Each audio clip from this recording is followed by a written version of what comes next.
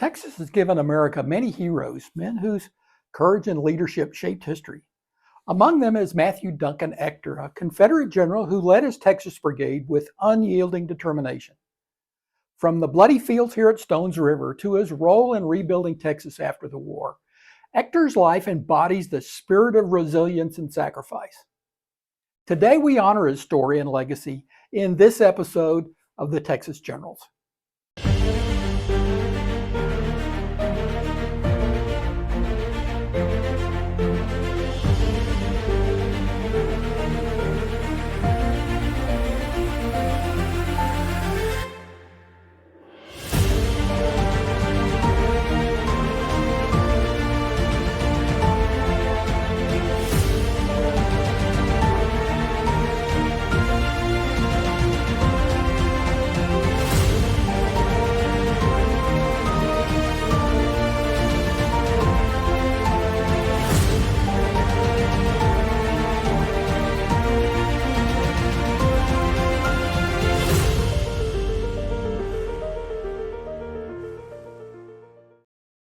Matthew Duncan Ector was born on February 28, 1822, in Putnam County, Georgia.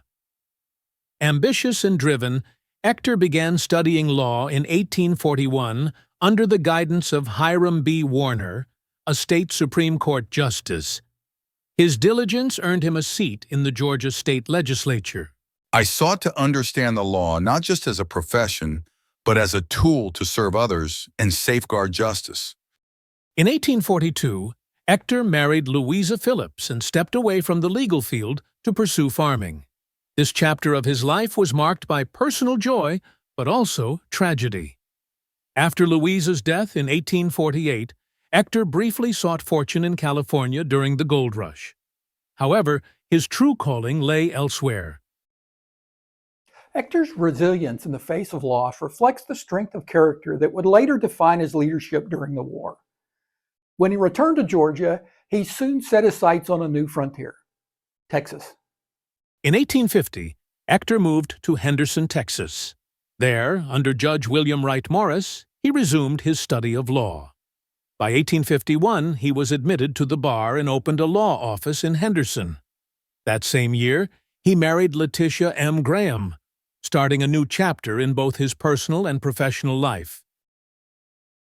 Texas is where I found purpose again, a land of opportunity and challenge, where a man can make his mark. In 1855, Ector became the editor of the Henderson Democrat, a role that showcased his intellect and passion for public service.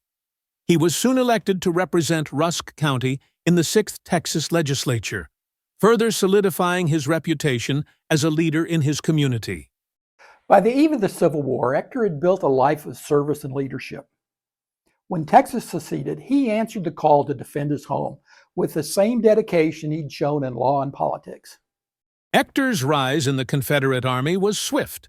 By 1862, he commanded the 14th Texas Cavalry, later dismounted and converted to infantry. His leadership was tested during the Battle of Stones River. Here at Stones River, Ector's brigade fought with the Army of the Tennessee in a bloody and indecisive battle. Despite heavy casualties, his leadership held his men together under the most harrowing conditions. We stood firm amidst the chaos. I asked my men for courage, and they gave me more than I could have ever expected. These Texans are made of iron. Ector's heroism was further proven at Chickamauga, where his brigade was critical in one of the few clear Confederate victories of the war. Here at Chickamauga, Ector's Texans showed the grit and resolve for which they were famous. Under relentless Union attacks, they held their ground, embodying the fighting spirit of Texas. The war took a personal toll on Ector. In 1864, during the brutal Atlanta campaign at the Battle of New Hope Church, he was severely wounded, resulting in the loss of his leg.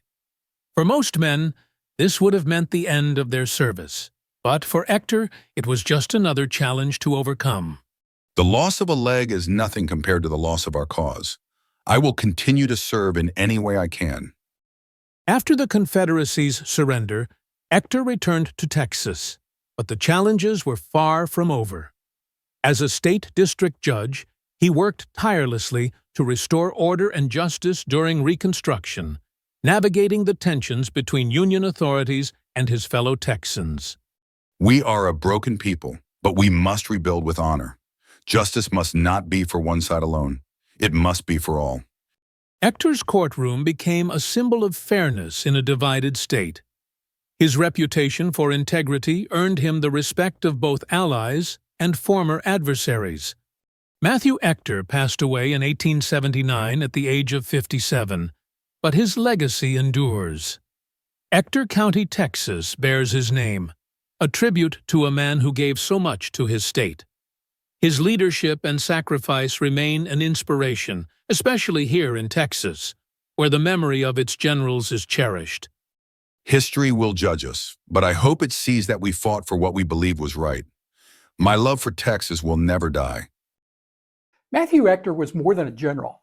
He was a symbol of resilience and heroism of Texas generals during the Civil War. His story reminds us of the sacrifices made by those who came before us and the legacy they left behind. Thank you for joining me in honoring this remarkable Texan. Until next time, I'm Johnny Anderson, and this is the Texas Generals.